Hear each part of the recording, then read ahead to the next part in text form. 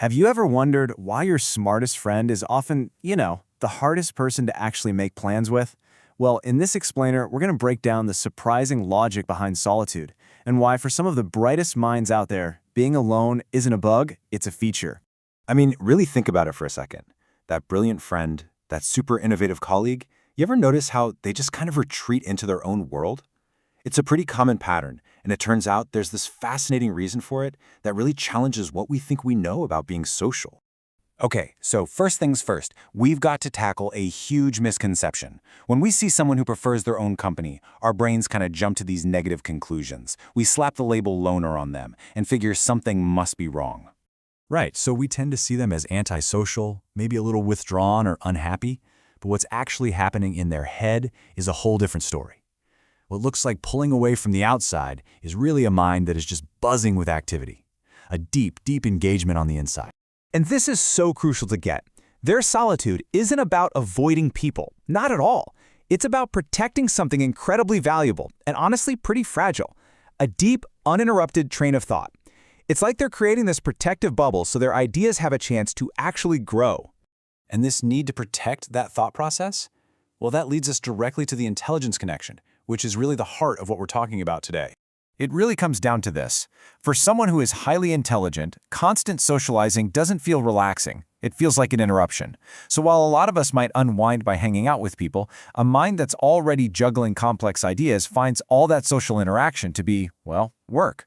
It's a mentally taxing gear shift from that deep internal world to managing everything happening on the outside. Think of it like you're trying to tune in a really faint radio station.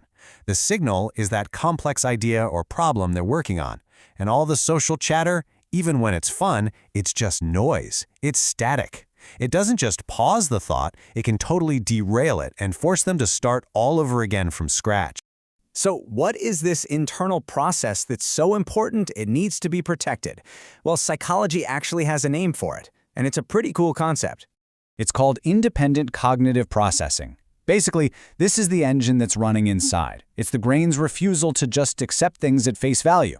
So instead of just taking on a blind belief, this process demands that ideas get taken apart, looked at from every single angle, and then rebuilt from the ground up. And you can imagine, that takes intense focus.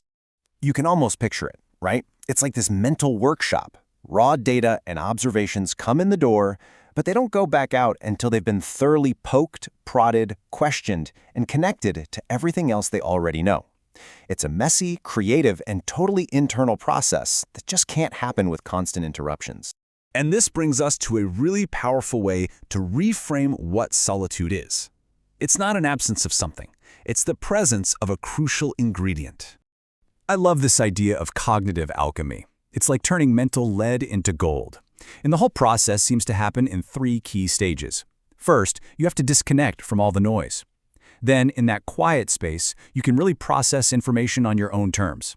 And finally, that's where the magic happens. You start connecting ideas in brand new ways that you just couldn't see in a crowd. So you see, solitude isn't an empty room. It's the crucible. It's that high-pressure, high-heat environment where raw information gets forged into genuine insight and deep understanding. It's an active, powerful, and transformative state. Okay, so what does all of this actually mean for you? Let's bring it all home and think about how we can kind of apply this way of thinking to our own lives. So look, if you find yourself really craving some alone time, don't automatically think of it as a social failing. It could actually be a sign of a real cognitive strength. It might just be your brain telling you, hey, I need some space to be creative, to solve that tough problem, to do my best work. Remember, it's not a bug, it's a feature. And that leads us to our final question. Just something for you to think about. The next time you feel that pull to just step away and be alone with your thoughts, don't fight it.